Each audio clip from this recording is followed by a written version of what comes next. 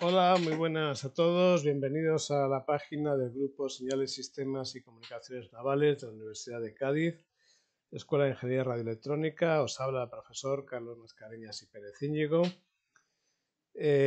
Hoy tenemos una introducción técnica a la radioastronomía. Espero que os guste. Y vamos a hablar de la diferencia entre la astronomía visual y la astronomía por radio. Empezamos con la introducción histórica, luego los principios de radiotecnia, la ventana de radiofrecuencia, los radiotelescopios y las imágenes que se puede captar con un radiotelescopio. Antes que nada, vamos a poner el puntero de tal manera que pueda enseñar sobre la pantalla. El señor que tenemos aquí es Guillermo Marconi. Realiza la primera comunicación transatlántica en 1901 y muchos buques, no todos, pero muchos buques de pasaje y carga disponen de estaciones de telegrafía sin hilos, lo que significa TSH, telegrafía sin hilos, ¿vale? En inglés es wireless. Y utilizan frecuencias bajas para largos alcances. ¿Qué frecuencias? Pues la onda media en 500 kHz y la onda larga en 250 kHz aproximadamente. En 1912 empiezan a haber radioaficionados, pero claro, el problema del radioaficionado es que el radioaficionado no paga. Y lo primero que hay que saber es que Guillermo Marconi inventa la radio para conseguir pasta, nada más. Lo único que le interesa es el dinero. Dinero, dinero y dinero, vendérselo tanto a los barcos de guerra como para que se puedan comunicar entre ellos y hundir al enemigo o apresar la presa, como mandar comunicaciones telegráficas, telegramas pagados costa a costa de los océanos, ¿vale? Entonces llegan unos señores que son unos radioaficionados, que internacionalmente se les abrevia como ham, que quieren trabajar también por radio. Bueno, trabajar por radio, pero gratis. ¿Quiénes eran los primeros radioaficionados? Pues los primeros radioaficionados no eran aficionados puros, eran radiotelegrafistas que querían experimentar fuera de la... que querían experimentar por la radio, querían saber de radiotecnia, querían investigar, querían aprender más cosas o saber por qué pasaban las cosas. Es decir, eran radiotelegrafistas profesionales que querían experimentar. A eso se les sumó ingenieros eléctricos y gente normal que también quería experimentar tanto en recepción como en transmisión. Como no pagaban, se les dejó las peores bandas que había, es decir, por encima de 1500 kHz, o lo que es lo mismo, por encima de la radiodifusión sonora en onda media, ¿vale? Y dijeron, mira, como esto no llega a ningún lado, eso para vosotros, para los radioaficionados. En 1917 Estados Unidos entra en la Gran Guerra, la Primera Guerra Mundial, y en diciembre de 1921 un radioaficionado estadounidense es escuchado en Escocia. Y dijeron, caray, que estamos escuchando a un yankee. ¿Y esto cómo puede ser? Si de 1500 para arriba no hay casi cobertura. Bueno, pues se organizan los radioaficionados, quedan a una hora y un día, se va un inglés a Estados Unidos y para tal día, tal, a la hora tal, voy a empezar a transmitir por encima de 1500 kHz. Y el 27 de noviembre de 1923 se produce el primer contacto entre Estados Unidos y Francia. Entonces resulta que unos señores con poco dinero, con unas estaciones de birria, se pueden comunicar gracias a unas antenas pequeñas. Bueno, vamos a ver qué más pasa. Entonces, ¿qué pasa? Pues que descubren la onda corta. Y la onda corta lo que viene a decir es lo siguiente. Entre 3 y 30 MHz se permiten largos alcances mediante refracciones ionosféricas. Se pueden utilizar potencias modestas y además antenas pequeñas. En vez de tener antenas de cientos de metros o de decenas de metros, estaban utilizando antenas de como mucho de 10 metros de largo. Entonces, eso era más sencillo de instalar y más barato. Jugando entre las bandas de 3 a 30 MHz, resulta que tienes cobertura de 24 horas. Y encima lo hacen gratis. Entonces dijeron, señores, esto que están experimentando los radioaficionados, lo vamos a coger nosotros y vamos a explotarlo comercialmente. Vamos a robarles las frecuencias que les hemos dejado, que les hemos regalado, porque no se llegaba a ningún lado. Con ellas, pues vamos a quitárselas porque ahora resulta que sí podemos llegar más lejos y si utilizamos mayores potencias y unas antenas adaptadas, vamos a conseguir con los alcances de las refracciones ionosféricas 24 horas de cobertura y podemos cobrar por eso, ¿vale? Bueno, pues la Bell Laboratories tenía problemas en 1931 en que había unas interferencias en 22 MHz. Esas interferencias impedían comunicarse la costa este americana con la oeste a través de radio y la costa este con Europa a través de radio. Claro, si no te puedes comunicar no puedes cobrar. Entonces estaban perdiendo dinero. ¿Por qué? Porque tenían interferencias en HF. Y entonces cogen a Karl Hansky y, que estaba de ingeniero de radio, le mandan a realizar observaciones. Dice, mira, entérate de dónde sale esta interferencia, vamos a cazarla y vamos a penalizar o a hacer que desaparezca esta interferencia. Y entonces empieza a realizar observaciones sistemáticas, que es la única manera de poder localizar una fuente de interferencias. Y en 1932 escribe un artículo, no, en el 33, pero en el 32 dice lo siguiente. En el foco de las interferencias no hay materia, no hay antenas, no hay transmisores. Además, el ruido proviene del centro de la Vía Láctea y oscila de máximo a mínimo diariamente con un periodo de 23 horas y 56 minutos. Y eso lo publican el New York Times el 5 de mayo de 1973. ¿Qué significa que oscilen con el periodo de 23 horas 56 minutos? Pues justo es el periodo de rotación de la Tierra, ¿vale? Bien, y si nos fijamos, aquí lo que tenemos son unos reflectores, que es este cuadro que tenemos aquí, y delante el radiador, ¿vale? Y aquí tenemos 1, 2, 3 y 4 antenas enfasadas para recibir hacia hacia esa dirección que os mando, que estoy dando hacia adelante, ¿no? Pero vamos, hacia donde está el radiador. El reflector impediría la recepción. Fijaros que está hecho con madera sobre un círculo también de madera que hace de raíles, y en esos raíles se mueven 4 ruedas girando la antena. Esta antena de madera con pedacitos de metal, la madera es el soporte, el bastidor pesaba toneladas de peso. ¿Cómo la giraba? Pues la giraba utilizando el Ford T, su coche, para intentar localizar el foco de radiación. Bien, pues los astrónomos visuales, los astrónomos clásicos no le dan importancia, porque total, la interferencia, a saber qué es esto, y bueno, dice que a ver cómo ha hecho los informes, y si dice que es del centro de la Vía Láctea, pues que lo demuestre, ¿vale? Y a ver, si no se ve, si ahí no hay nada, ¿cómo va a salir una interferencia por ahí? Si eso es luz, no es nada más que luz y no hay nada más. Bien, llega Ground River con distintivo de llamada de aficionado Whisky 9 Golf Foxtrot Zulu en 1937 y se le ocurre construir el primer radiotelescopio dedicado a la radioastronomía en su jardín. El tío hace una parábola que tiene 9,75 metros de diámetro y la pone en el jardín. O sea, a mí yo se lo hago en mi casa y primero que no cabe porque tiene 6 de ancho, pero segundo, mis vecinos me denuncian y yo acabo en el loquero.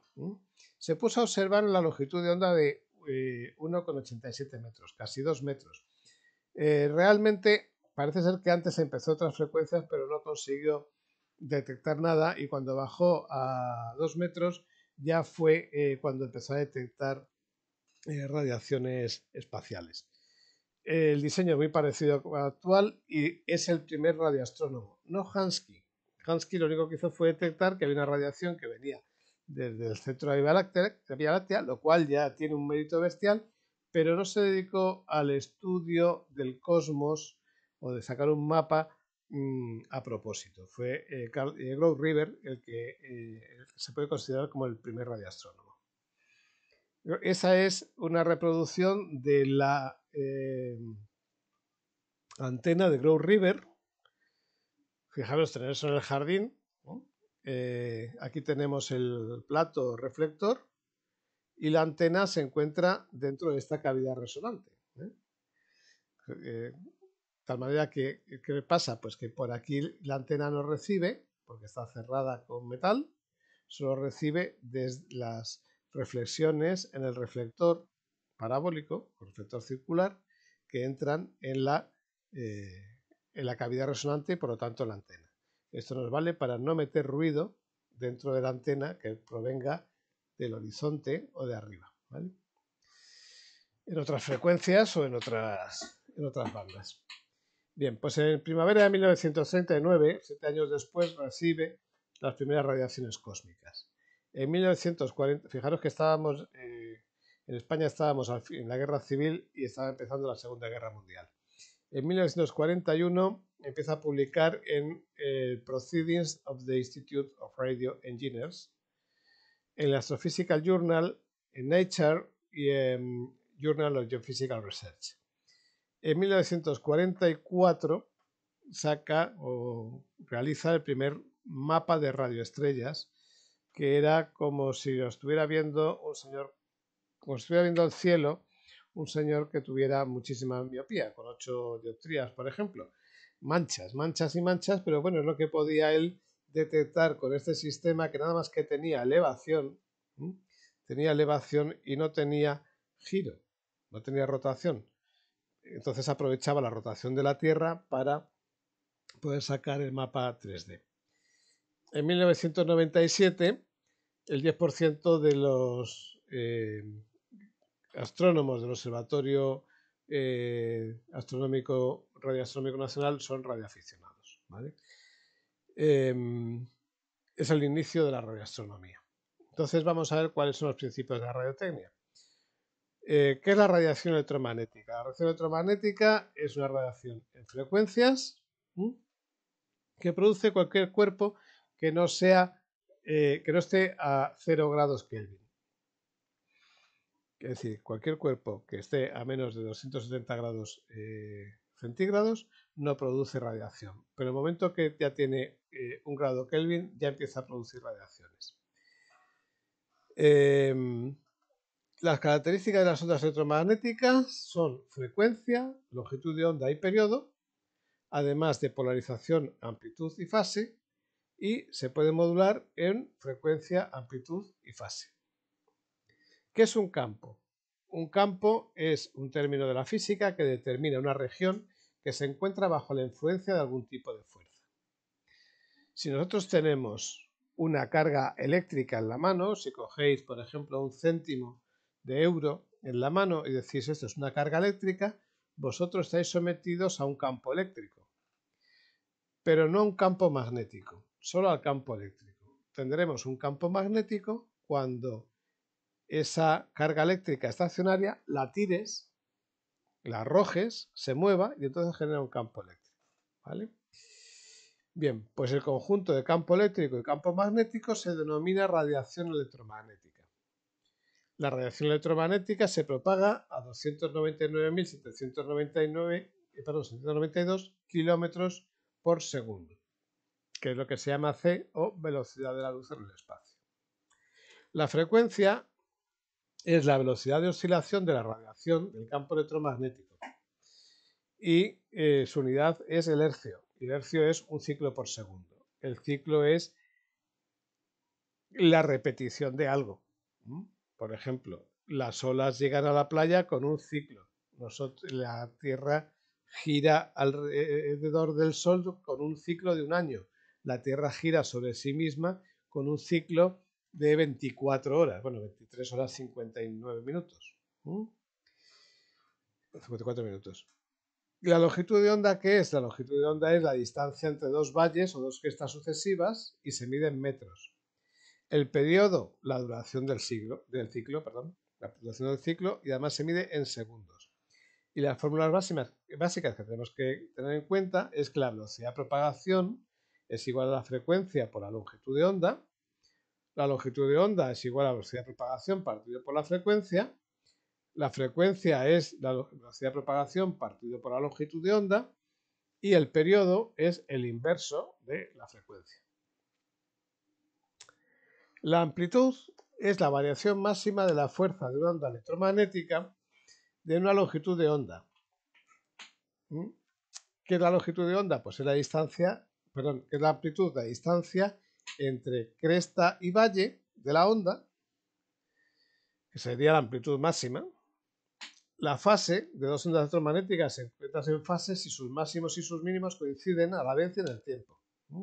Es decir, tenemos una onda que nos vale de patrón, otra onda que tenemos que analizar, diremos que se encuentran en fase si las podemos superponer y son idénticas.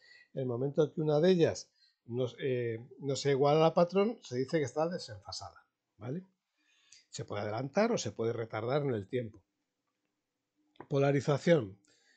En la polarización siempre se mira el campo eléctrico. ¿Cuál es la polarización del campo eléctrico?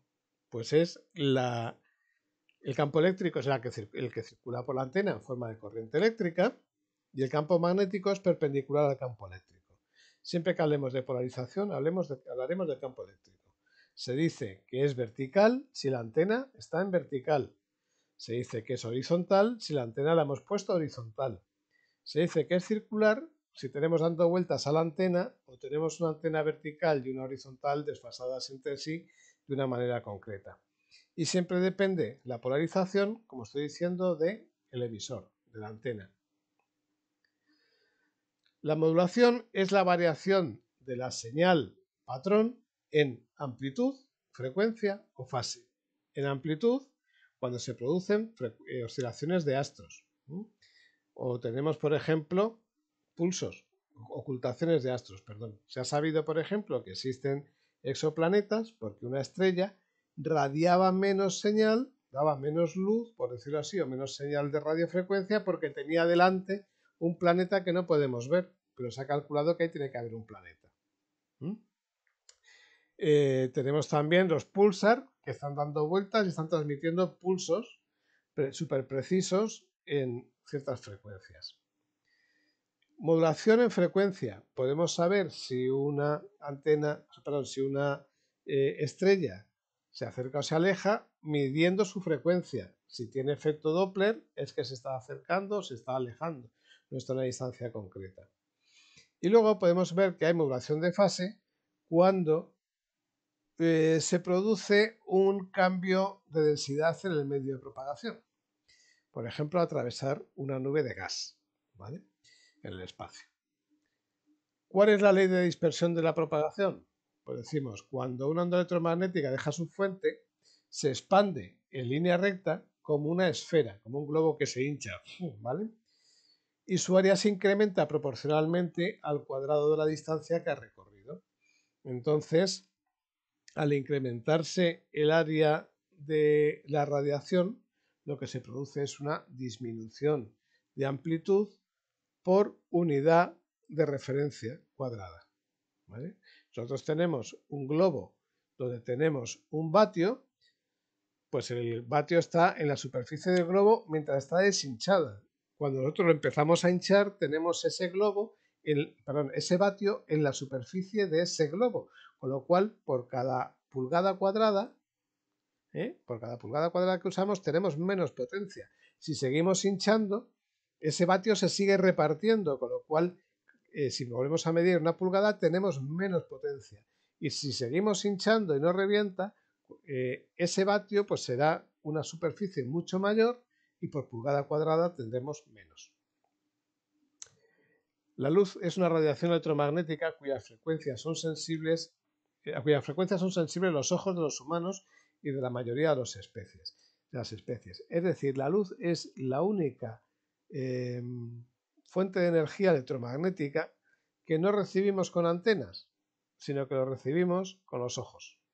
También podemos recibirlo con microprocesadores, con sensores de luz que harían de antenas, y también el infrarrojo no lo vemos por la luz, pero sí lo notamos porque nos calienta nuestro cuerpecito cuando estamos en la playa tomando el sol, ¿vale? El espectro electromagnético no tiene frecuencias límites superiores o inferiores, por lo tanto es mucho más amplio, incluyendo no solo la radiofrecuencia, sino también los infrarrojos, la luz, los ultravioletas, rayos X y rayos gamma. Puede que por encima haya más cosas, pero aún no se han descubierto. Aquí tenemos que la Tierra, gracias a Dios, está siendo protegida por su atmósfera de las radiaciones. La radiación de radio, hay algunas que pueden llegar a la Tierra. El infrarrojo llega a la Tierra gracias a... O sea, por ejemplo, el Sol llega a la Tierra gracias a que es permeable y menos mal que atenúa, por decirlo así. La luz perfectamente atraviesa la atmósfera y los ultravioletas, los rayos X y los gamma son, gracias a Dios, atenuados por la atmósfera, porque aunque el ultravioleta nos pudiera poner morenos, también nos puede producir cánceres, igual que los rayos X y los rayos gamma. La radiación electromagnética se produce por radiación térmica. La temperatura del material está relacionada con la emisión del espectro continuo. Cuando nosotros nos ponemos muy calientes, cuando un material se pone muy caliente, radia muchas frecuencias. Eso sí, hay emisiones específicas, por ejemplo, del hidrógeno en 1240 MHz y de otros átomos o moléculas que tienen su frecuencia de radiación, pero no es que haya una emisora, es que son emisiones de energía, que es lo que se llama radiación, propias de esos átomos, esas moléculas de productos químicos, que en sí mismos radian. Hay radiaciones por mecanismos no térmicos, como son la radiación de sincrotrón y las emisiones amplificadas de másteres astrofísicos. La radiación térmica. Cualquier cuerpo puede emitir calor, ya sea infrarrojo, luz o ultravioletas. Nosotros mismos, cuando tenemos una temperatura más alta, producimos calor, damos más calor. Una bombilla da luz y si la tocas da calor, también produce infrarrojos. Si es una bombilla de ultravioletas para ponerte moreno en casa, aparte de luz, te está dando ultravioletas. Y además la tocas y da calor, da infrarrojos, ¿vale? La vibración de las moléculas de un sólido hacen que éste alcance cierta temperatura. A más calor, más velocidad de vibración o agitamiento. Es decir, en el momento que nosotros cogemos y frotamos un sólido, vemos que se calienta. Al calentarse, produce aún mayor vibración y agitamiento de las moléculas que tiene ese compuesto. A más agitación, hay más colisiones moleculares. La colisión molecular provoca radiaciones electromagnéticas a lo largo de todo el espectro, normalmente en unas frecuencias más que en otras. Y la cantidad de radiación por cada frecuencia depende de la temperatura del cuerpo. Es decir, que todo se muerde la cola. Es una pescadilla que se muerde la cola. Cuando nosotros está relacionado, cuando nosotros calentamos un cuerpo, este empieza a radiar y las moléculas empiezan a moverse y a generar radiofrecuencias. Y el cuerpo negro es un cuerpo ideal, que no existe. El cuerpo negro tiene temperatura superior a 0 grados absolutos y emite una energía en todas las longitudes de onda. Ya digo que no existe este cuerpo porque normalmente todos los cuerpos que se calientan emiten energía en unas frecuencias más o menos conocibles y permanentes. Mientras que el cuerpo negro es un cuerpo teórico que emitiría frecuencias en todas las longitudes de onda y por igual. Un cuerpo negro a alta frecuencia, alta temperatura emite más energía en todas las bandas que lo hace un cuerpo negro que se encuentre más frío. La mayor energía se emite en la longitud de onda más corta. Cuanto más frecuencia subamos para que radie, hace falta que tengamos mayor energía. Si estamos en bajas frecuencias, tendremos necesitaremos poca energía, pero si tenemos que generar una frecuencia muy alta nos hará falta mucha energía. Aquí tenemos lo que es la ventana de radiofrecuencia. La ventana de radiofrecuencia nos dice lo siguiente. Dependiendo del tipo de radiación, tenemos los rayos gamma, los rayos X, ultravioleta, visible, infrarrojo y radio. Las longitudes de onda, en este caso serían en milímetros y ya en metros, en esta parte de aquí, y la temperatura de radiación necesaria para generar esos rayos X, ultravioleta, visible, infrarrojos. Fijaros, aquí tenemos más de 10 millones de grados Kelvin, entre 10 millones y 1 millón de grados Kelvin. Y, por ejemplo, a menos de 10 grados Kelvin ya se está trabajando en radio. El infrarrojo, para poder radiar, nos hace falta entre 10 grados Kelvin y 1000 grados Kelvin. ¿Qué fuentes típicas tienen? Pues los rayos gamma son las radiaciones nucleares, los rayos X, la corona solar, los gases intergalácticos y los restos de supernovas. En ultravioleta podemos recibir restos de supernovas y estrellas muy calientes. En visible, que vemos la parte exterior de las estrellas y nada más que la parte exterior. En el infrarrojo podemos detectar nubes calientes de polvo y gas, satélites y planetas también. Claro, las estrellas emiten calor, el planeta y los satélites se calientan y mediante infrarrojo podemos detectarlo. Y por radio podemos detectar también nubes de polvo oscuras.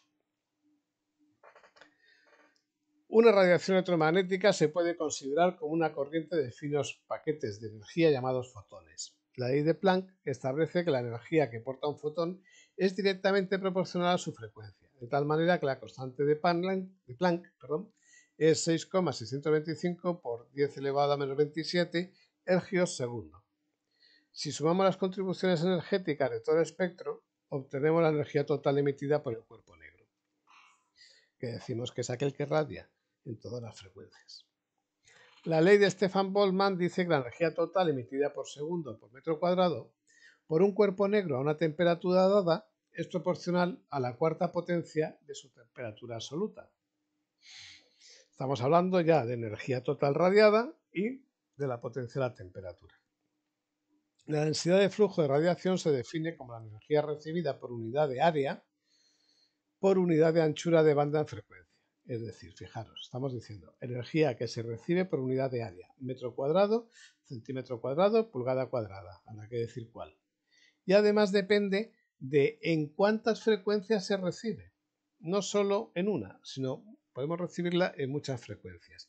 Y eso es la densidad de flujo de radiación. La potencia espectral es la energía observada por unidad de tiempo para un ancho de banda específico. Volvemos otra vez a lo mismo. Ya no estamos hablando de una sola frecuencia, estamos hablando de varias frecuencias. Bien, el Reglamento de Radiocomunicaciones de la OIT, con sede en Ginebra, diferencia los distintos tipos de los servicios de radiocomunicaciones del servicio de radioastronomía. ¿Y por qué diferencia la radioastronomía de un servicio de radiocomunicación? Por algo muy sencillo, porque la radioastronomía no es un servicio de radiocomunicación.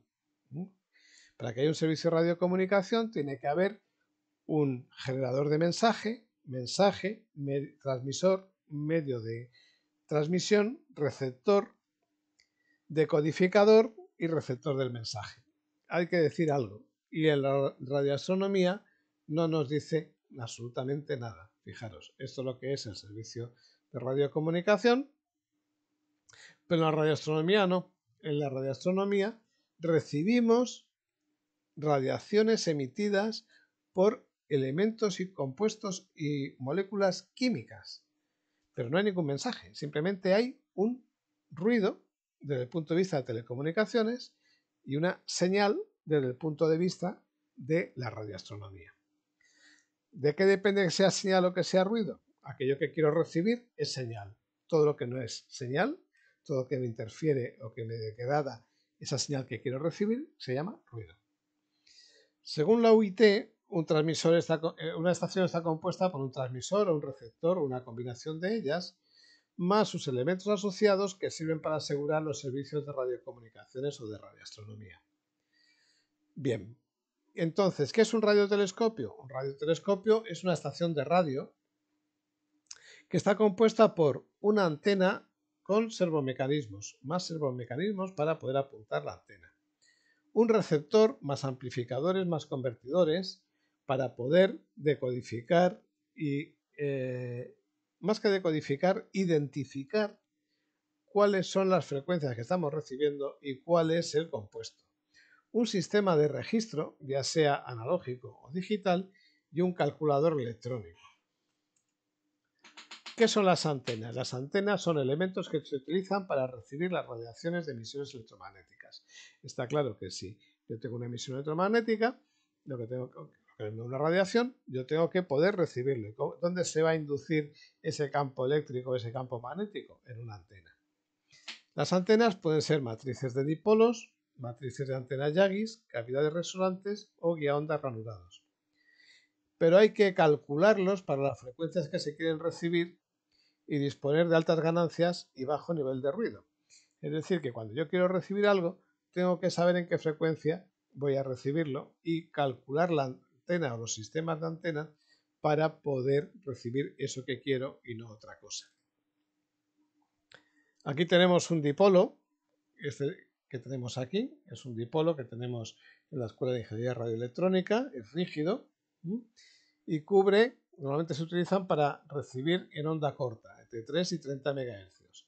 Las frecuencias en las que recibiremos son las que tenemos aquí, de 13.360 a 13.410 y de 25.550 a 25.670. Estas son las frecuencias que corresponderán a la emisión de un cuerpo químico y que la Unión Internacional de Telecomunicaciones protege impidiendo las emisiones en dichas bandas. ¿Por qué? Porque son frecuencias que se dedican a la ciencia. Las matrices de Yagi se utilizan para recibir en VHF y UHF, entre 30 y 300 MHz y entre 300 y 900 MHz. Esta es una antena Yagi de 1240.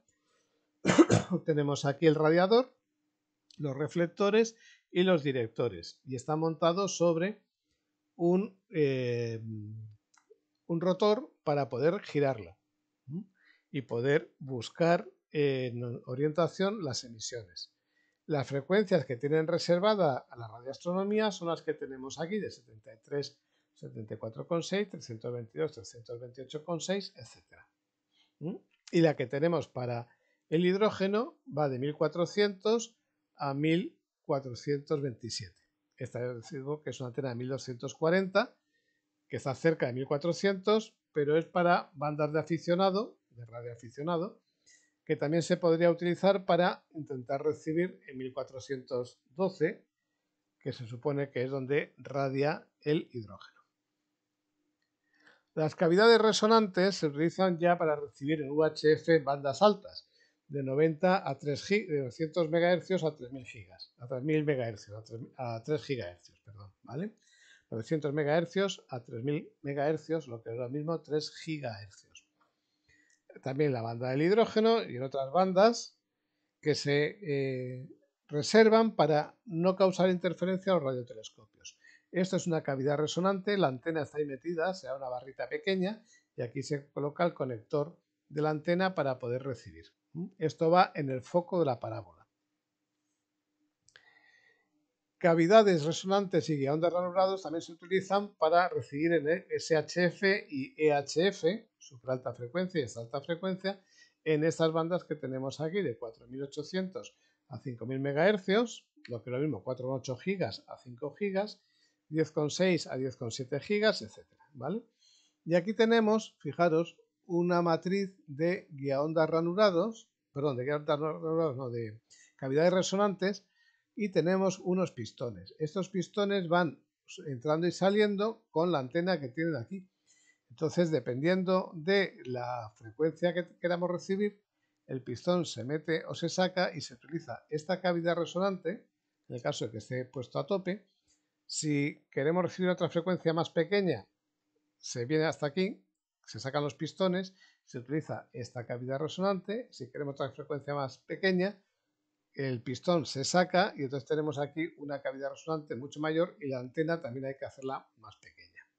Como es una matriz, pues lo que tenemos es como una antena mucho más grande y se puede además jugar con los desfases. ¿Qué son las parábolas? Las parábolas son únicamente reflectores cóncavos que se utilizan para concentrar los haces de radiación electromagnética sobre un punto. Esta es la parábola. Lo que hace es que el rayo que le viene rebota en el reflector y lo dirige aquí. Y aquí estaría la antena, ya sea guía onda o cavidad resonante. ¿Vale? Estaría aquí y luego se bajaría, o incluso también se puede hacer que rebote sobre un espejo secundario y llegue aquí al receptor. Eso ya depende de cómo queramos hacer el radiotelescopio. ¿Qué son los radiotelescopios? Pues son transductores de radiaciones electromagnéticas. Esa radiación electromagnética la transforma en una señal analógica, eléctrica o digital. Y tienen amplificadores de radiofrecuencia, osciladores locales, mezcladores, amplificadores de frecuencia intermedia y detectores. Son equipos de radio más o menos normales. Lo que pasa es que lo que nos entra por los auriculares no es un mensaje, es un ruido, ¿vale? Pueden disponer de LNBs, Low Noise Brancher, que es lo que lleva la parábola del satélite, la antena parabólica por satélite en su foco. La antena está dentro de ese LNB que se llama, y lo que hace es cambiar de frecuencia y bajar de frecuencia para poder transmitirlo por un cable.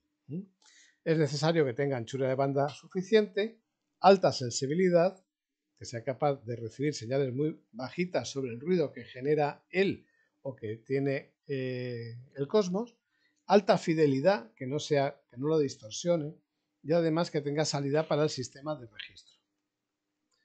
Los osciladores locales se encargan junto con los mezcladores de bajar de frecuencia la onda electromagnética recibida de tal manera que sea procesada por circuitos distantes y con métodos de cálculo simples y precisos. Los detectores proporcionan datos sobre el proceso de modulación que ha experimentado la señal. Una vez que se obtiene la detección de la onda electromagnética, se convierte a formato audible o subaudible, analógico o digital para su registro. Que sea audible, bueno, pues es romántico, pero no nos dice gran cosa, simplemente que está o no está, que se escucha mejor o se escucha peor. Pero sí nos viene muy bien para el análisis de espectros y ver qué tipo de señal y qué distorsión está teniendo. El registro se realiza mediante soporte magnético y o disco duro de alta capacidad para su posterior procesado, en el que aparte de los datos de amplitud de señal, audio y hora de registro, que es fundamental, se incluyen los datos de elevación y azimut del astro sobre el observador. ¿Y cómo los calculamos? Pues simplemente porque lo estamos siguiendo con la antena, tanto en elevación como en azimut, que sabiendo la hora nos permite ubicarla desde la estación de radio en el espacio, ¿vale? ¿Por qué nos hace falta el reloj? Pues porque la Tierra gira. Si la Tierra no girase no pasaría nada. Pero con la Tierra gira nos hace falta la hora, ¿vale? La antena debe ser servodirigida hacia la fuente de ruido, con un tracking de 15 grados hora. Tracking es la velocidad de rastreo máxima, que es de 15 grados hora, que es justo lo que gira la Tierra en una hora, con una precisión de 1 segundo de arco o segundo y medio de arco. Si fuera menos, mucho mejor. Y también depende del tipo de montura. El tipo de montura puede ser alto azimutal o puede ser ecuatorial, o el que se invente el ingeniero. Hay que hacer un barrido secuencial del espacio y saber elevación azimut, hora y nivel de señal. ¿Por qué? Porque si recibimos señal es que hay una fuente de ruido, pero si solo recibimos ruido es que no hay fuente de ruido. Tenemos que correlar los datos de amplitud, posición, hora y frecuencia con el fin de reconstruir digitalmente las imágenes electromagnéticas. Resumiendo, la antena debe moverse y moverse con precisión, tener gran ganancia y poco ruido. El receptor debe tener gran sensibilidad y no tener ruido. Y debe existir un sistema de lazo cerrado para saber dónde se encuentra la antena en cada momento, un registrador para que grabe las señales y ruidos que estamos recibiendo y los datos, y un algoritmo de integración de hora, amplitud, elevación y azimut y frecuencia, ¿vale? Vamos a ver los tipos de radiotelescopio. Tenemos radiotelescopios fijos en los cuales no se mueve la parábola o el elemento receptor, sino la antena o el alimentador. O no se mueve absolutamente nada. El mayor radiotelescopio del mundo está en Arecibo, Puerto Rico, ahora ya no, ya está en China, y tiene 300 metros de diámetro, situado en el cráter de un volcán apagado. Este radiotelescopio que tenemos aquí, las antenas están aquí, y estos son reflectores. La onda viene hacia el reflector y se va hacia la antena. Y en este caso pues nos pasaría lo mismo, se iría hacia la antena que está aquí metida. Todas estas ondas que son captadas aquí llegan al foco que está en la antena. Este es el radiotelescopio de Arecibo. El reflector está fijo. Tenemos tres soportes, tres torres que soportan el LNB que se encuentra aquí. Y este LNB se puede mover con un cierto grado de libertad hacia un lado y hacia otro. Como veis, lo que va a hacer es cambiar simple y llanamente en el hemisferio norte el ángulo de recepción de los ruidos, de las señales, ¿vale? Y aquí se sintoniza la frecuencia que queremos recibir y se mueve pues para recibir. Si apunto el foco hacia el sur, vamos a suponer que este sea el sur, pues estoy recibiendo más hacia el norte. Si apunto el foco más hacia el oeste, pues estoy recibiendo más lo que viene del este, ¿vale? Ya digo que hasta hace poco fue uno de los mayores radiotelescopios del mundo. Aquí tenemos el LNB, que está aquí metido dentro de esta cavidad resonante. Por aquí entra la señal y aquí estará el receptor y la antena receptora. En España tenemos el radiotelescopio de ondas milimétricas de Granada, que tiene 30 metros de diámetro y una precisión de la superficie de la parábola de 70 micrómetros, 70 micras. Es decir, esto es una parábola casi perfecta, excepto que tenemos un error en algún lado de 70 micras. Tenemos que darnos cuenta también que el efecto de la gravedad sobre la parábola, cuanto más grandes son las parábolas, puede tener mayores imprecisiones en la superficie. Se utiliza para recibir en ondas milimétricas en 230 GHz, que está recibiendo el monóxido de carbono. Tiene una precisión de seguimiento de 1 segundo y una sensibilidad de 30 milijanskis por segundo por milímetro.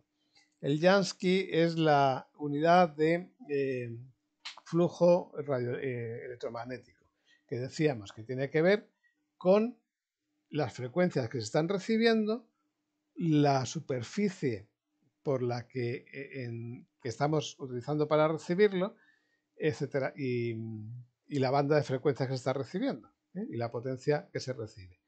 Bien, esa es el Jansky, la unidad de flujo electromagnético que se ha dedicado al descubridor de la radioastronomía. La radiación electromagnética es reflejada por el espejo, estamos con el de Granada, por el espejo secundario, que es este que tenemos aquí, un Cassegrain, y enviada hacia el receptor mediante un agujero, esta estrella que tenemos aquí, situada en el centro del reflector principal, hacia un espejo que se encuentra en intersección de los dos ejes de elevación y azimut. Es decir, que tenemos reflector primario, reflector secundario y espejo que transmitirá la onda electromagnética hacia la antena y el receptor. En la sala de control que tenemos aquí, bueno, ya seguramente no tendrán esos pedazos de monitores, ya tendrán algo más moderno. Se registran y procesan las señales recibidas y al mismo tiempo que se telecontrola la posición y seguimiento de antenas. Fijaros, la radioastronomía tiene mucho que ver con la radiotecnia y con las matemáticas y con la química. Si la astronomía es la ciencia de las ciencias, podemos decir que la radioastronomía es la técnica de las técnicas. Intervienen muchas técnicas y muchas ciencias para poder llegar a un resultado científico. El de Green Bank, fijaros que ya tiene aquí una rueda dentada para poder generar el movimiento en elevación y unos rieles horizontales para generar el movimiento en orientación, en azimut. Es decir, que esto es un montaje altazimutal. Altazimutal. Igual que el de Granada más o menos pues es igual, también es altazimutal. Está situado en West Virginia, tiene 42 metros de parábola, una anchura de haz de 6 segundos y una superficie, la precisión de la superficie es 1 centímetro. Fijaros, mucho menos que la de Granada. Pero claro, Granada está en ondas milimétricas y aquí estamos en ondas centimétricas. No nos hace falta tanta precisión en la parábola. Y está recibiendo en 1428 MHz la radiación solar o de las estrellas cuando no hay sol presente que haga ruido. El Observatorio Radioastronómico Nacional de Parkes en Australia tiene esta antena que se utilizó en 1969 para comunicaciones con la Apolo 12, igual que la de Robledo de Chavela. Fijaros una cosa, estoy diciendo que estoy utilizando una antena de comunicaciones vía satélite para hacer radioastronomía. Se puede utilizar perfectamente, solo depende de la frecuencia. Frecuencia distinta, aplicación distinta. Podemos utilizar grupos de radiotelescopios en forma matricial para conseguir mayores resoluciones angulares mediante técnicas de interferometría. Yo sé dónde se encuentra el radiotelescopio, pues sé qué desfase hay entre señales. Si primero llega a esta antena que a esta, pues significa que la señal viene de arriba a la pantalla. Si primero le llega a la que está más abajo que a la otra, pues puedo determinar que la señal viene de debajo de la pantalla y sabiendo qué tiempo de desfase tengo, el ángulo donde se encuentra la fuente de emisión. El VLA es Very Large Array. Very Large Array es la matriz muy grande de socorro. Contiene un total de 27 antenas parabólicas de 25 metros de diámetro cada uno, los reflectores, y que se mueven sobre carriles de ferrocarril, sobre vías de ferrocarril a lo largo de 21 kilómetros configurados en forma de Y. Aquí tenemos una vía, otra vía y otra vía, y seguramente tendrán 7 kilómetros cada una, que es lo que permite el dinero dentro del desierto de Socorro para poder tener una antena inmensa. Cada antena dispone de su propio receptor y las señales de los mismos se envían a un edificio central donde son combinadas para formar una imagen de alta resolución. Por desfases y fundamentalmente por desfases, y además la ganancia la obtenemos separando las antenas entre sí, las parábolas que están todas apuntadas al mismo punto. En Cambridge, Reino Unido, se utilizan 60 antenas para detectar la radiación en la longitud de onda de 2 metros, 150 y 160 MHz, donde empezó Groot River. Se pueden lograr resoluciones más altas si las antenas se sitúan a miles de kilómetros de distancia, por lo cual es necesario realizar grabaciones separadas en cada antena y procesarlas en la central. Esas grabaciones además se graban en paralelo con un reloj de alta precisión que se recibe por radio de tal manera que se puedan sincronizar las imágenes o los datos que se están recibiendo. En los sistemas de alta resolución integrados se consiguen resoluciones de 0,001 segundo de arco. Y ahí tenemos un sistema de alta resolución donde tenemos tres radiotelescopios que están tres radiotelescopios, el de Plytown, el de Socorro y el de Los Álamos, que son procesadas las imágenes en el centro de imágenes de Socorro. También se puede utilizar matrices de radiotelescopios a nivel mundial. Entonces se forman redes entre distintos radiotelescopios de distintos países y se consigue una antena que tenga de tamaño el diámetro de la Tierra. Para eso hay que llegar a una serie de acuerdos, de tal manera que a ciertas horas cada radiotelescopio está mirando algo que le hace falta a otro radioobservatorio, otro observatorio astronómico. Y entonces se van prestando las antenas y los tiempos dependiendo de lo que quieran escuchar. Eso se llama un interferómetro de muy larga base, que es lo que no me salía antes. Si queremos ir a más largas bases, o sea, a hacer una antena mucho mayor, ya tenemos que ir a los satélites. O, por ejemplo, poner en la Luna un radiotelescopio. Pero mientras no se pueda volver a llegar a la Luna, sí se puede instalar en el espacio radiotelescopios a grandes distancias, de tal manera que por interferometría podamos obtener resoluciones más bajas. ¿Qué es lo que hacen los radioaficionados o los aficionados a la astronomía? Pues para empezar suelen ser radioaficionados o universidades que se dedican a esto. Existen kits específicos para poder montar radiotelescopios. Si bien lo más normal es recurrir a las modificaciones de las televisiones las antenas de televisión vía satélite comercial. El coste es moderado, cada vez es más barato gracias a los receptores definidos por software, a los RTL-SDR. Tiene una baja resolución, no se puede pedir que hagan tanto como las antenas de 30 metros. Se pueden hacer pocos experimentos y se llegan a pocas frecuencias, aunque con el RTL-SDR cada vez se está llegando a más frecuencias. También se puede hacer que distintas universidades presten sus radiotelescopios para hacer una línea de integración más grande. ¿Cómo está formado un radiotelescopio aficionado? Pues la parábola, el LNB o su antena y la señal o el ruido, la señal que estamos recibiendo, se amplifica normalmente aquí en la misma parábola y se transmite bien hacia un receptor o hacia un calculador. Esto es bastante antiguo, esto ya está mucho más moderno. Esto se mete en un receptor, en un RTL-SDR y se graba esas señales en vez de una carta de papel en el disco duro.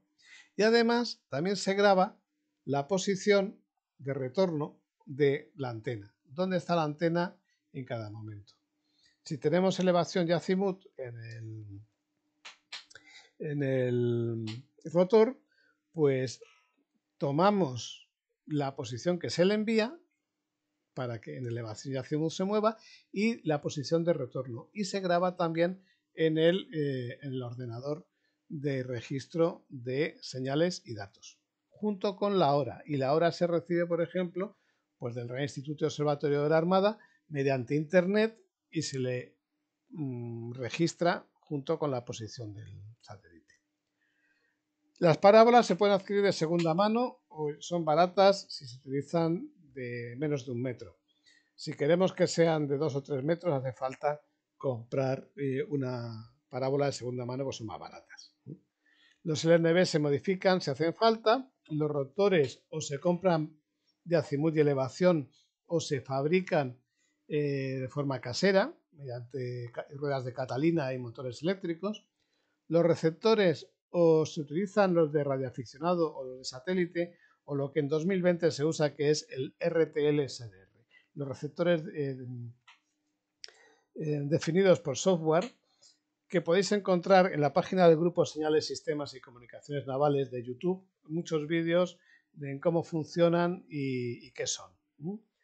Estos mismos receptores se integran con los PCs y se publican los resultados en revistas de radioaficionados, en Internet también, y en revistas de la Sociedad de Radioaficionados, Radioastrónomos Aficionados, SARA, Sociedad de Radioastrónomos Aficionados.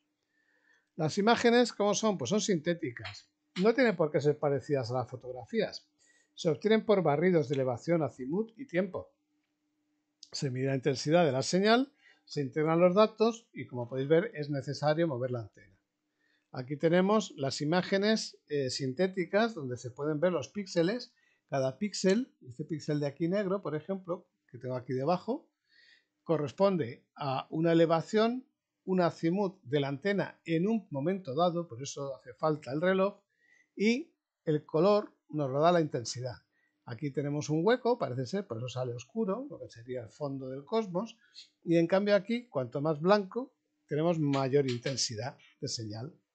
Entonces, esta galaxia, que es la M51, en forma de espiral, tiene mayor radiación en el centro de la galaxia y podemos ver sus brazos. ¿Por qué? Primero porque emiten señal, por llamarlo así, la frecuencia que nosotros queremos, y hay zonas donde no emiten tanta. Entonces estamos viendo el brazo de la espiral de M51. Aquí parece que hay unas estrellas mucho más potentes o unos cúmulos de estrellas más potentes que están en ese brazo. Y donde se supone que está el agujero negro central de la espiral con la mayor acumulación de estrellas fuertes de emisión, pues están en el centro de la galaxia. En la parte oscura se supone que hay menos radiación y lo que tenemos es o ruido o nada, excepto que puede haber una estrella o una galaxia más lejana que no somos capaces de ver. ¿Vale? Esta es la imagen de Júpiter. Júpiter, nosotros no la vemos así, pero eso lo que vemos de Júpiter redondito, con las tormentas dando vueltas por ahí desde hace 300 años, etcétera, etcétera, es lo que nos llega con la radiación de la onda visible, no con la radiación electromagnética.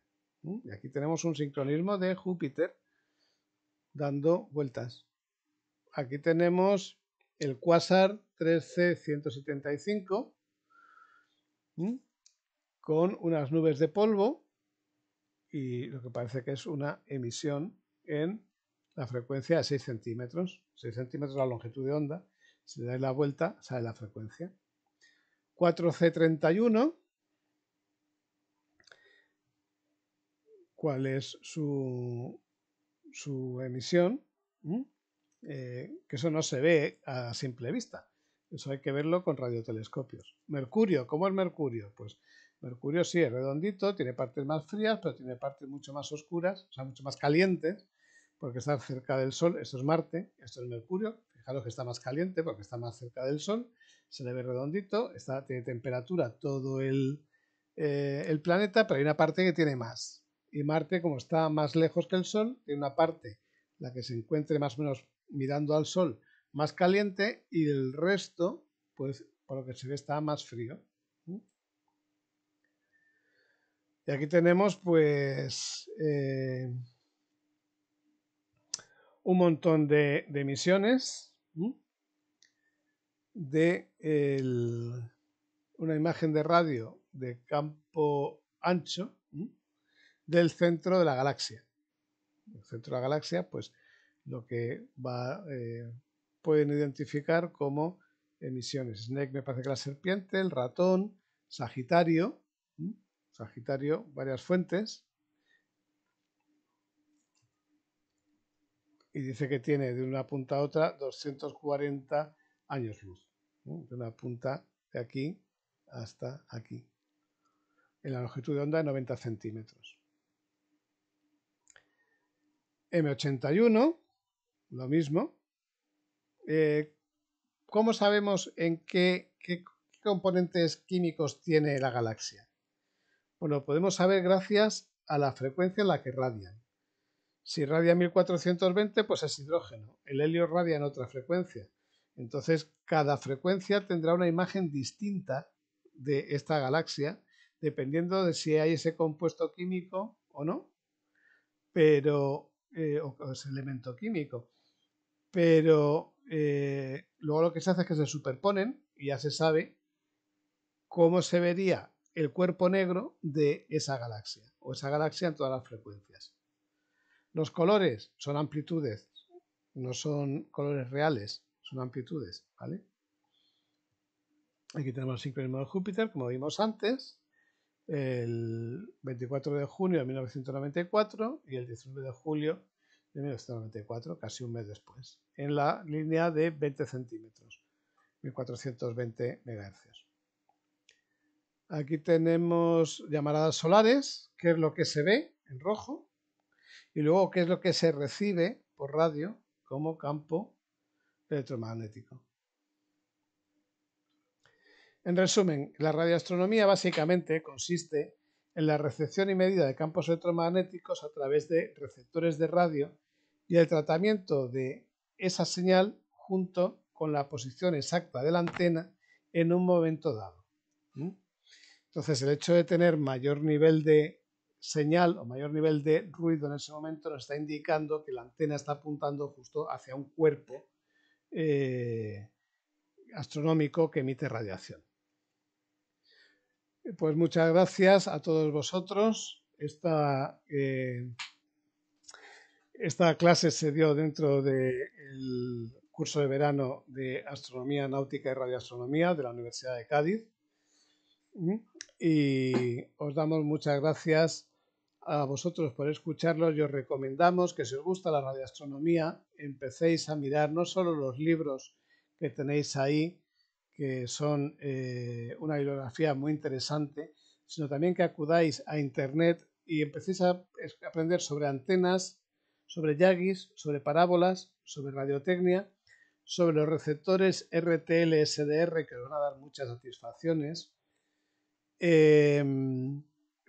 Podéis encontrar mucha información en el vídeo que tenemos puesto en el grupo S2CN en YouTube sobre el radiotelescopio EAC10, Eco Alpha Charlie 10. Veréis cómo se puede hacer de una forma bastante barata un radiotelescopio. Y volvemos a dar las gracias por escucharnos y por seguirnos.